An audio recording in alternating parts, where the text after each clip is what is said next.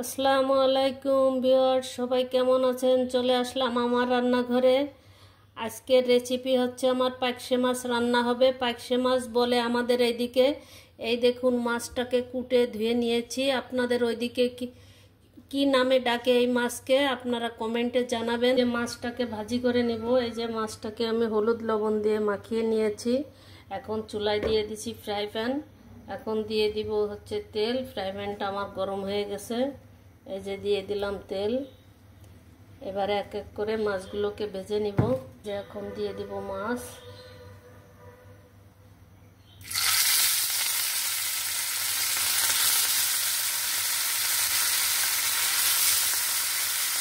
এবারে এক এক করে এই যে মাছটা আমার ভেজে নেওয়া হয়ে গেছে। এখন এক এক করে তুলে নেব।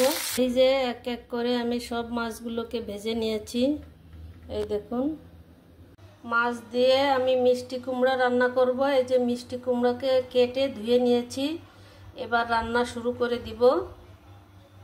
এই যে আমি চুলাতে কড়াই বসিয়ে দিয়েছি। এখন দিয়ে দিব তেল। এই যে তেলটা আমি দিয়ে দিলাম।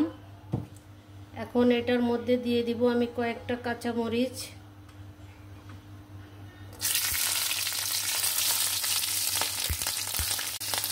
এখন দিয়ে দিব কেটে রাখা মিষ্টি কুমড়োগুলো।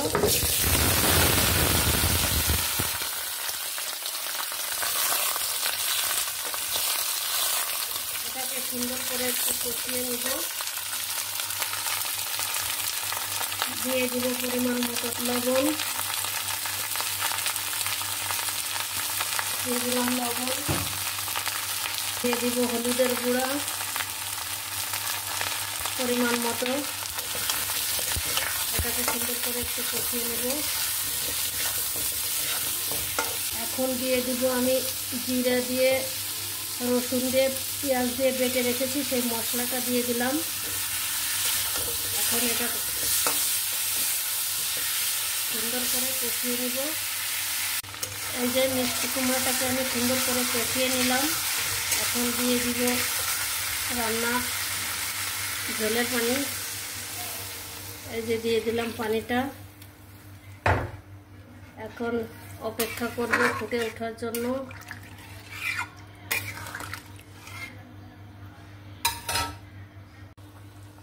ঝোলটা এই যে আমার ফুটে গিয়েছে। এখন এই পর্যায়ে দিয়ে দিব আমি ভেজে রাখা মাছগুলো। এই যে মাছগুলো সব দিয়ে দিলাম। দিয়ে এটাকে একটু নেড়ে দিয়ে ঢেকে দিব।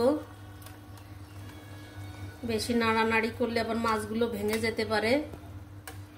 এই যে এরকম দিয়ে আমি এখন এটাকে ঢেকে রান্না করব কিছুক্ষণ।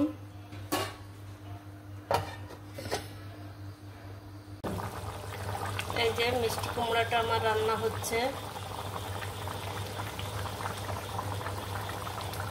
এভাবে রান্না হবে আরো কিছুক্ষণ। এই যে হয়ে গেল আমার মিষ্টি কুমড়া দিয়ে পাইকশে মাছ রান্না। আপনাদের কেমন লাগলো অবশ্যই কমেন্টে জানাবেন। আজকের মতো এই পর্যন্ত। ফিরবো অন্য কোনো রেসিপি নিয়ে। আপনারা সবাই ভালো থাকবেন। আর আমার ইউটিউবে একটা চ্যানেল আছে, আমার রান্নাঘর, ওখানে আপনারা একটু দেখবেন, সাবস্ক্রাইব করবেন, সবসময় পাশে থাকবেন। আসলে সবাই সবার জন্য এই প্ল্যাটফর্মে সবসময় সবার জন্য ভালোবাসা অবিরাম থাকবে। আজকের মতো এই পর্যন্ত। ফিরবো অন্য কোনো রেসিপি নিয়ে। আল্লাহ হাফেজ।